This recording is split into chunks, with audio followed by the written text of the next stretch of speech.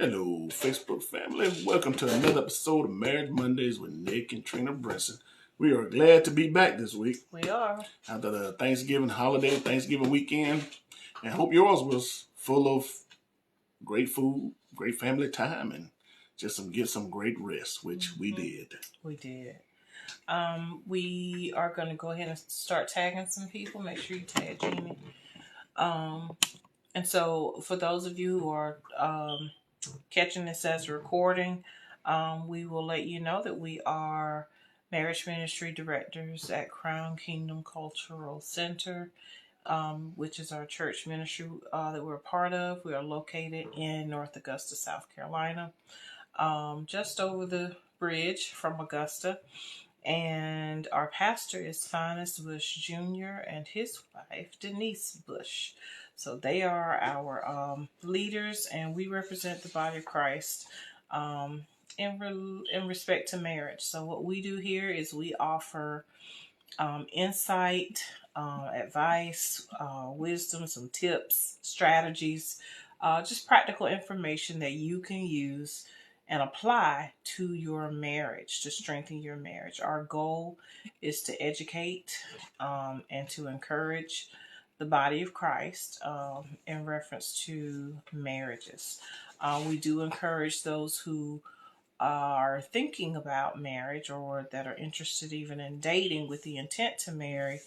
We think you can find some value in the conversations that we have here as well. Much of what we discuss is based upon not just our personal experience, but absolutely our personal experience, but it's all based upon the Word of God and the teachings that we've received within our church ministry, which are based upon the Word of God. So we can share with you the experience. We've been married 23 years, is that right? Yep. And we've had a good bit of ups and downs, and it's all been centered around just trying to be who we are, individually and together, being two as one. So it's been a good journey. We've learned a lot along the way, and we endeavor to share that with you all. Mm-hmm. That's our service to the body of Christ. So today we're going to talk about the holiday season. Yes, the holiday season, which is upon us. And we're going to talk about taking the stress out of that. Because it could be a time of a stressful situation. But we're going to hopefully make it and show you some ways to keep it joyful. Yeah, well, to be proactive. Mm-hmm. I think that's probably the key word is you can, if you want to be mindful how to maintain peace, it's always good to be proactive so that you're ready before conflict comes or before stress comes or whatever can have potential to be overwhelming or divisive. You can already get in front of it. And so that's what we want to talk about today is some practical steps that you can take to get in front of that holiday stress. Mm-hmm. So as we get people to join in, we will just, I guess we'll go ahead and start the discussion on the top. We can. We just had Thanksgiving holiday, so that to me, Thanksgiving sort of kicks off the holiday season. And so we hope that Thanksgiving was good for you. Thanksgiving can be a stressful time because of all the cooking. Sometimes it can seem that things are imbalanced. One person may feel they're doing more for a holiday than the other. That can sometimes be a point of stress. And so if Thanksgiving didn't go so well, we want to give you some encouragement to help Christmas and New Year's to be, or if you celebrate Kwanzaa, or whatever other holidays there may be in there, we want to give you some pointers to help you deal with it better. Just avoid the stress that it can bring. Because for some people, holidays are very stressful and emotional because of grief. But we're not going to get into that. No, we're not. But it is something that you can plan ahead for. If you know that the holidays are a difficult time for your spouse, then once again, we encourage you to be proactive and to plan ahead. So I do think what we're talking about will help give you some ideas in relation to that. All right. So to begin our discussion tonight, one thing we can do in this season is stay in prayer. Yeah. When you stay in prayer, when my wife was talking about getting ahead of things, if you pray and you let God speak into your life during this season, well, every day, but during this season, you can get ahead of a lot of things in your that may be trying to come against you in your marriage. By inviting God into the details of your situation, and by just heightening your awareness of how the enemy can sometimes get in between things and make things more complicated. So addressing that in prayer, that's a powerful tool that you possess and that sometimes is underused. I think so during this season, because a lot of people got the misconception that I'm not gonna say it's a misconception, but it's a time of joy, a joyous season. They playing all the kind of music that's supposed to make you feel good, but if you have to learn how to battle those things that's going to come against you, as much joy is being spread out there, so is that devil. He's playing and he's doing his thing this time of the year. So you got to stay ahead of him and not let him get into your daily dealings with people, and especially your marriage and your wife, so, or your husband. So you got to make sure you stay ahead of him with prayer.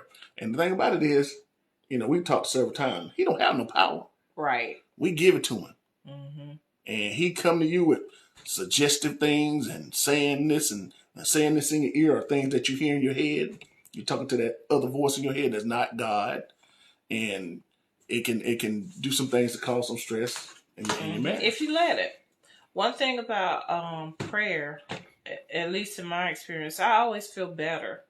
There's just a sense of peace that comes, if you're really spending time with God, and really focused on God, not just to quit, Lord help me. And those prayers are fine. But if you really take some time, uninterrupted, and just spend some time in prayer about taking your situation to God, and really being open to hear from God and to kind of pour your heart out and share those things that you want to give to God, and look for guidance for, God will meet you where you are and give you some solutions. So, a lot of times I feel like I walk away from prayer with some answers, with some peace, with some kind of a sense of calm that I might not have had before. And it gives me an assurance.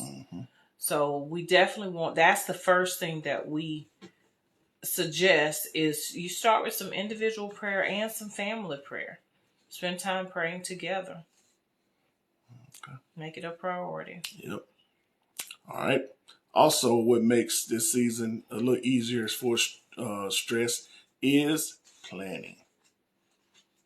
Plan this season out. When we learn to do that, things got a lot easier. It got a lot easier. And we're talking about planning this season out. Write it down.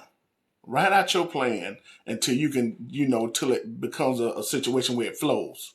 And everybody knows what they're doing during this time of the season. And we'll talk more about that in the discussion tonight. So one thing, we write it down, and things that you need to write down if you don't have a plan or a way of handling this type of year is, we got budget, travel, and then you got dates, Christmas parties, get-togethers, office parties, friends getting together. Everybody believe in a party this time of the year. And you got to plan those things out. And those things got to be one where it has to be a discussion between y'all two. And y'all got to talk it out and make sure it works for everybody. Well, that's a way to cut down on the frustration, is if you get your calendars out and go ahead and put those things on your calendar so that you're not surprising one another. If you come on, I forgot to tell you, we got a work Christmas party tomorrow. I need you to go make a cake for me. No, you just. Oh yeah. Yeah. You're gonna have some problems. Oh yes, you will. And sometimes the problem could be the person receiving that information might comply, but have some inner resentment because you didn't consider them ahead of time.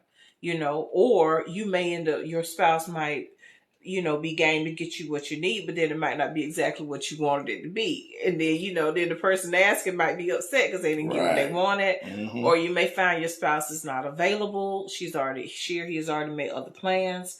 So you need to get on the same page with your events. Ooh.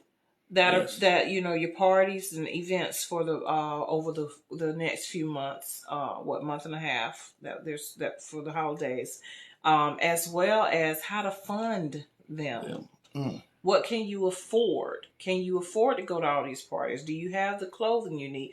That's another source of stress. Is even like, say, if there's a formal event and your wife or husband feel they don't have the proper clothing for that event, or they don't want to be social, right, on that particular day of the week. Those are things that you can give your spouse time to process, and the two of you can discuss ahead of time.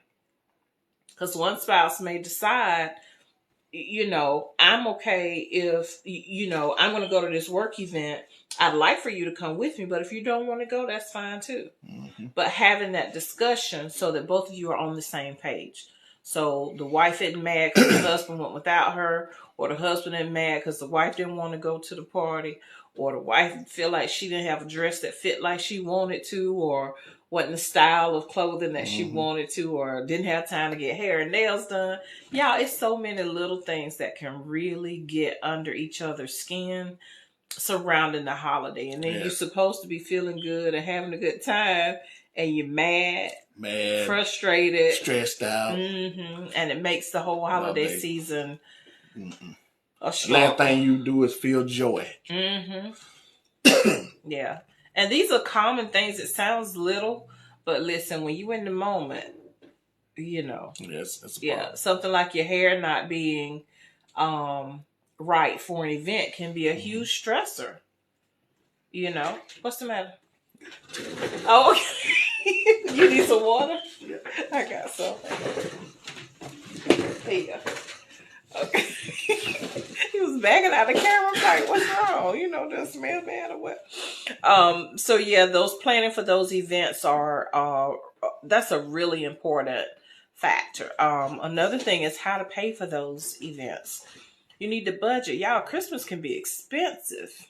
When you start talking about buying gifts, it's important to decide, what kind of a budget do we have for paying for gifts. If you've got one parent who feels they want to buy everything they can think of for the child, and the other parent is not on the same page, you want to make sure that the spending, that you're in agreement with the spending. Or if you've got, both of us have big families. Yes. And so we actually decided years ago, when all they are much older now. We don't have babies like we used to have, but we had a lot of kids on both sides of our family. So we had to decide, are we buying a gift for every single body, or are we buying just for kids, which was mostly what we did. We couldn't afford to buy for all the kids, all the siblings, all the aunts and uncles on both sides, also we would buy for parents and for children. Mm-hmm. And as they've gotten older, once they start having kids, we bump the grown-ups off the list for the most part. Yeah, for the most part. And then we just focus on the children. If they're still in college, we keep them on the list. But it's something that we actually sat down, talked about, and agreed to.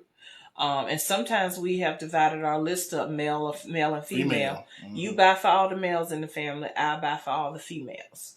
We've done that. We've done where you buy for the grown-ups and I get for the kids.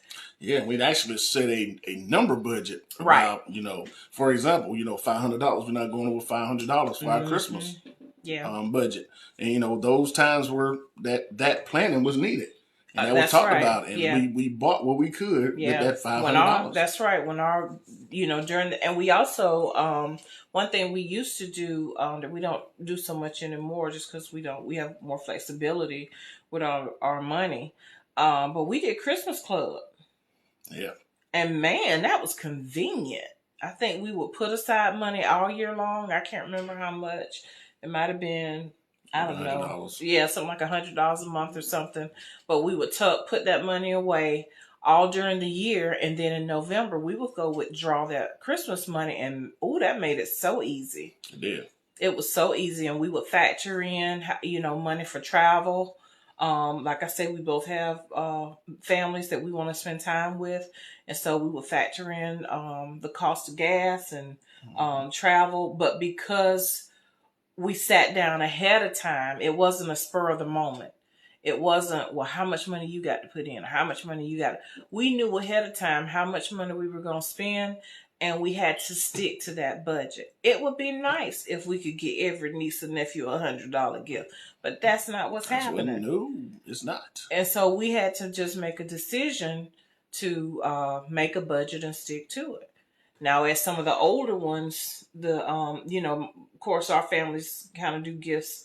My family does gifts a little bit differently, which is actually easier because you're buying for one child from the whole family. That's a whole nother thing. Yeah, that's a whole nother situation.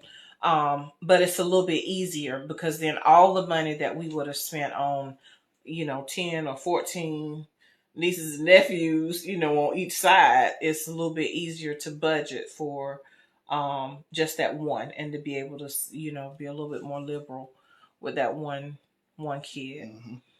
So anyway, the whole point, you can do whatever kind of system works for you. If you only buy for, your household, do you have a budget for that? And the thing about it is, the reason we're talking about it, the budgets and what we've done, is because it took the stress out of it. It took the confrontation out of it. It took everything that could have made us be against each other in this season. It took it out of there because we knew what each other was going to do. It's when you do something out of the box and that you hadn't discussed, that brings about the frustration. Because you may go through that mindset. Oh, you spent $600 on, and I'm just using these numbers. You spent $600 on your family, and I spent $200 on mine. Oh, we're not doing that. Exactly. That's not happening. And see, that's a conflict that you can get through. You don't have to involve yourself in because you've already discussed what you're going to spend for your family. Yeah, you anticipate it ahead of time. You get in front of it. Be proactive. So that's a huge one, y'all, is the budgeting. And don't forget to factor in gas, y'all. Gas. Travel expenses. Yes, gas, food on the road, the cost of the actual food that has to be cooked. Like if you have, if you're responsible for cooking a meal for the family, like say you're going to have Christmas at your house and you're hosting, extra 20, 30 people, y'all, those groceries are no joke. And so you have to plan ahead because you don't think about it. Nope. And so then you don't want to get to the store and you start realizing, okay, one turkey is not enough. I got to buy some chicken too, just to make sure we have enough meat. Or I got to buy a ham and a turkey and some chicken legs for the kids or whatever. That stuff starts adding up. And so what we're encouraging you to do is to be proactive. Go ahead and plan ahead of time. You might even go so far as to, if money is an issue, right? Because it's not for everybody. But I mean, we have been usually the people for whom money is an issue. That's a hot button for an argument. It's not as much of an issue, if money is not a problem. But we hadn't always been at that place. We've been at the place where, and I've done it before. I bought a grocery gift card for myself ahead of time. So that I would make sure to have that money set aside. And so then I just pull out my Walmart gift card or Food Line or wherever I'm buying from. And then I have enough money to get whatever I need. Now I don't have to interfere with my monthly budget because I've already thought ahead.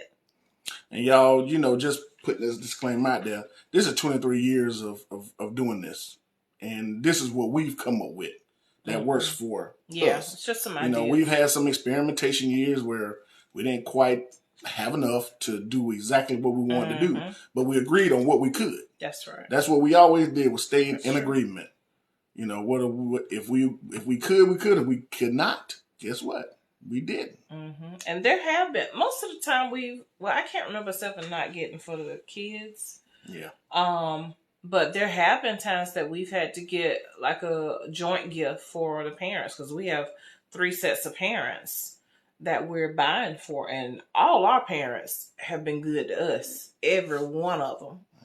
And we want to, express that back to them. But there have been times that we've had to get them a joint gift. We couldn't get each individual parent a separate gift. We've had to, sometimes it had to be joint. So we would cut corners where we could. But whatever we did, we stayed in agreement. That's right. With it. Got to. All right. And talking about this time of the year, we've talked about, spending time with family and how to budget and taking that time. But that's a business discussion. But what you need to do, really keep in mind, is each other. Right. During the season. Staying connected. Staying connected, exactly. And there are ways you can do that during this time of the year. And like if money is an issue, take the money out of the issue. Set aside some time you can spend with each other at home. Plan a special night to just sit down and talk, watch a movie together, play pop some popcorn, something. But y'all got to keep each other in mind during this season because it's easy to kind of forget about each other because you got so many things going on. For us in our busy lifestyle, there's certain parties we go to. With me being an assistant principal, you got this concert to go to, this special recognition meeting and this and that. But we have to learn to keep each other in mind. Right. And not to forget that while you're celebrating with other people, to be intentional about staying connected to your spouse, building in some downtime.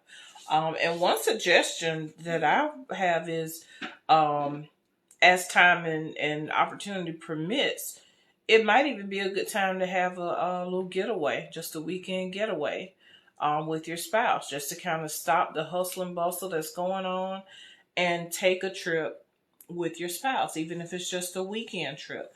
There's more time to be off from work during the holidays. Maybe take advantage of it and do just a little getaway for a couple of days. Sometimes that you might even consider that being a gift for and to each other, as long as you're in agreement. Because that's another thing. Sometimes we've done a gift together, like there might be something we both want for the house or, a luxury item that we want. And we may decide that we're going to make this purchase as a gift to one another. We've done that once or twice. But we're not a huge fan of that, but we have done that before. And the bottom line is you have to be in agreement. You don't want to force it. If one person doesn't agree, then you scrap the idea. Right. If one person, one of the two of you said, I don't know, I want to get you something separate, or I want a separate gift. That's fine. It is. You don't have to, it's okay. Beat that person into submission. That's fine. Go with it. But the bottom line is you want peace. Yeah, this is agreement season to keep peace. Yeah. That has to happen. I'll tell you, a shopping trip may be a good idea too, depending on how the two of you shop together. If you are good partners we do pretty good shopping together. Yeah, we can. And so that is something relaxing that we can do that gives us time to spend together. So even if you get a babysitter for the kids, if you have small kids, or see if somebody can take them to grandma's house or whatever, and you all can take an opportunity to go Christmas shopping together, and you shop for other people. But the bottom line is, it's the two of you spending time together. Have a nice meal. Take in a movie or something together. Find time to make sure that you are making each other a priority, even during the season. Don't overlook that. Right. Do not overlook each other during the season. Because guess what? There's going to be some time after the season. And we'll talk about that maybe on another broadcast after the holiday season. Talk about what? What may happen after the holiday season, because so much joy and there's so much. Oh, how people sometimes get depressed. And they go down after the season. Yeah, the depression. Okay. But we ain't going to get into that tonight either. Not too much. But we want to talk about going into this season, what some things that you can do to keep that devil out of your Well, relationship. Another thing too is to just keep an attitude of gratitude. Stay grateful. Remind yourself of what it is that you're thankful for. A good way of doing that is to physically write down those things that you're grateful for. Stop and take stock of when you are in good health. You know, what to me it don't take but 1 or 2 days of sickness to remind you how blessed you are not to be sick. How blessed you are to feel good, not to have a headache, not to be nauseated. Though, you know, to be reminded of it's so simple and we take it for granted. But to me, it don't take but 1 or 2 days of that for me to realize that, you know, how grateful I am to not be ill. There are people that deal with that kind of sickness. They're sick more often than they're well. Right. And so I think we have to remind ourselves to be grateful for health, to be grateful for all the things around us that we may tend to take for granted, just to have a safe place to live. And I was talking to a colleague today, and, you know, we were just talking about some things that we did over the break. And she was mentioning to me about some health issues that the father has, and they stay in that if he gets a migraine headache or something like that, he's normally down for about a week. That's how bad his health can get, you know, based on how the headache affects him. And she said the longest he's been in a state of pain is 30 days with a headache. Be grateful that you got this help. And, you know, one more thing, just kind of a lighter note. I'm not sure if Papa Anderson told me that. That's my father-in-law. Y'all, I call him Papa Anderson. This time of the year in Christmas, and, you know, people standing talking about the attitude of gratitude, it's not your birthday. So what you get is appreciate it. If you don't like fruitcake and somebody give you some fruitcake, take that fruitcake with gratitude. Because next year you may actually get what you want from that person. I love that statement. I can't believe you picked that up. It's not your birthday. We grew up hearing that all the time. I love it. It makes so much sense to me. It's not your birthday. Appreciate what you get. All right. That's a good note to stop on it. I didn't know you took stock of him saying that. Oh, yeah. I love it. He said it so much growing up. It was just understood. Yeah. So if what you got wasn't quite what you wanted, that's okay. It's not your birthday anyway. It's not all about you. Remember the reason for the season. And then we spend so much time celebrating ourselves. Sometimes we forget that it is. We are here to celebrate the birth of Christ. You know, it's so what are you doing for Christ? Exactly. Yeah. And it just so happened Christmas falls on Sunday again this year. Oh, does it? Okay, I thought it was Saturday. It's Sunday? It's on Sunday. Okay, I do like when Christmas falls on Sunday. It seems appropriate. It does. All right. You got anything else? You got any closing remarks? I don't think I do. I think we pretty much covered it. We talked about, one more tip. One thing we didn't say. We were talking about remembering each other and connecting. Another suggestion for staying connected is considering a private gift exchange between you and your spouse. And so, you know, you can open gifts with the kids and everything, but you might want to but a lot of times on Christmas, it really is about everybody else. So you might consider having a moment just for you and your spouse away from everybody else, whether it's on Christmas or maybe a day before Christmas, and just having a private gift exchange so that you don't necessarily have to share that moment with the kids. It can really be about each other and the gift exchange with each other. So that's just one way to kind of stay connected.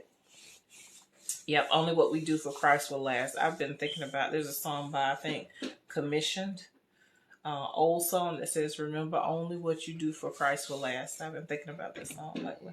So, and that just brings about me giving our Life After Grief and Loss ministry a thumbs up. Yes. They be on Thursday evenings. Come Twice on a month. and twice a month. Check them out because I'm sure they got something that you can use. Especially this time of year. Yes. Because, I don't want to get into it, but if you've lost a close one that you spent and had a tradition with for years, it can possibly cause some issues this time of the year for you, emotional issues. So that's why that ministry is so important. It is. For the masses, I think. So, just keep them in mind on Thursdays, and come and see what they have to say. They have some good information, and a lot of information they talking from is from experience, y'all. Much like what we're doing here. Yeah. And we appreciate what they do. Yeah. And y'all remember people in prayer. Remember people who have lost loved ones, newly lost loved ones. There's been a lot of death lately.